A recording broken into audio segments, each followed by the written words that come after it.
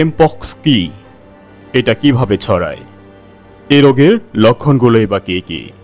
জনমনে এখন একটাই প্রশ্ন। আসুন জেনে নেওয়া যাক।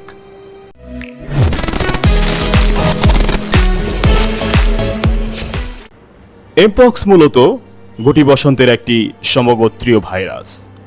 গুটি বসন্তের এই সমগোত্রীয় ভাইরাস হলেও এমপক্স সাধারণত অনেক কম ক্ষতিকারক। সূত্র মতে প্রথমে ভাইরাসটি বানর থেকে মানুষের মধ্যে ছড়িয়েছিল, কিন্তু এখন ভয়াবহ আকারে দ্রুত মানুষ থেকে মানুষে ছড়িয়ে পড়ছে। বানরের শরীর থেকে ছড়ানোর কারণে একে মানকি পক্স বলা হতো। সম্প্রতি ভাইরাসটি বানরের শরীর থেকে মানবদেহে ছড়িয়ে পড়াতে মানকি পক্স থেকে সংক্ষেপে একে এমপক্স বলা হচ্ছে।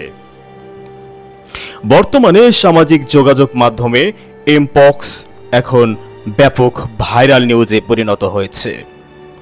সামাজিক যোগাযোগ মাধ্যমে খবরটি ভাইরাল হওয়ার কারণে জনমনে এখন আতঙ্ক বিরাজ করছে।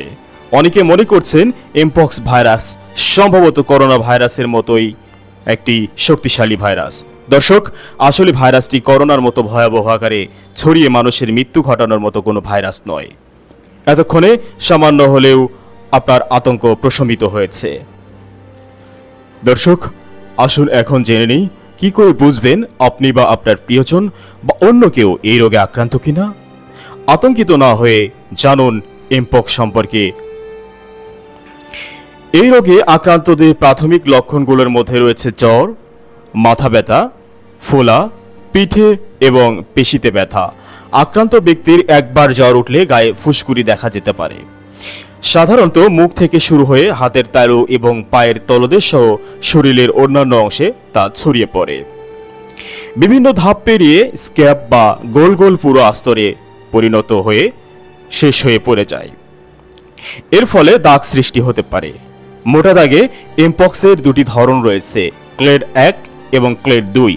ক্লেড 1 ভাইরাস কয়েক দশক ধরে কঙ্গোতে বিক্ষিপ্ত প্রাদুর্ভাবের কারণ ছিল। ক্লেড 2 যা সাধারণত আরও গুরুতর হয়।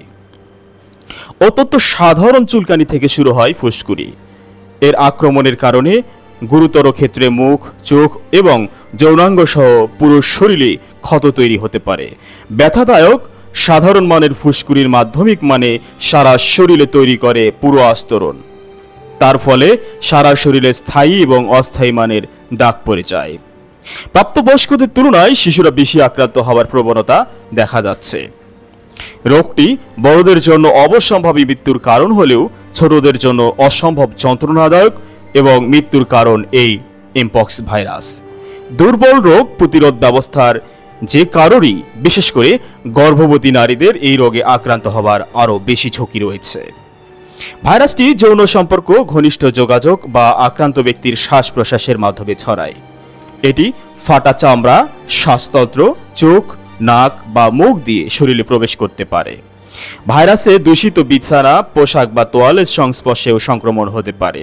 সংক্রমিত প্রাণীদের সঙ্গে ঘনিষ্ঠ যোগাযোগেও এটি ছড়াতে পারে। 2022 সালের বৈশ্বিক প্রাদুর্ভাবের সময় ভাইরাসটি প্রধানত যৌন সম্পর্কের মাধ্যমে ছড়িয়েছিল। WHO বলছে সুস্থ হওয়ার পর প্রায় 12 সপ্তাহ পর্যন্ত যৌন সম্পর্কের সময় সতর্কতা হিসেবে কন্ডোম ব্যবহার করা উচিত। দর্শক, এতক্ষণে আপনার মনে প্রশ্ন জাগছে, আছে কি এমপক্সের টিকা? আনুষ্ঠানিকভাবে অনুমোদিত না হলেও জরুরি ব্যবহারের জন্য এমপক্সের টিকাগুলো দেওয়ার জন্য সম্প্রতি ঔষধ প্রস্তুতকারকদের নির্দেশ দিয়েছে WHO। বিবিসি বাংলার তথ্য মতে এমপক্স সংক্রমণের 14 থেকে 21 দিনের মধ্যে এটি নিজে নিজেই ঠিক হয়ে যেতে পারে। আফ্রিকার দেশগুলো আক্রান্ত হলেও এখন পর্যন্ত বাংলাদেশে এর কোনো অস্তিত্ব খুঁজে পাওয়া যায়নি। ভয় নেই প্রিয় দর্শক, আসুন সচেতন হই, নিজে সচেতন হই, অন্যকে সচেতন করি। আমাদের এরকম সচেতনতামূলক ভিডিও পেতে দা বগুড়ার সাথেই থাকুন। দর্শক, কে কোথা থেকে দেখছেন কমেন্ট করে জানান। ধন্যবাদ।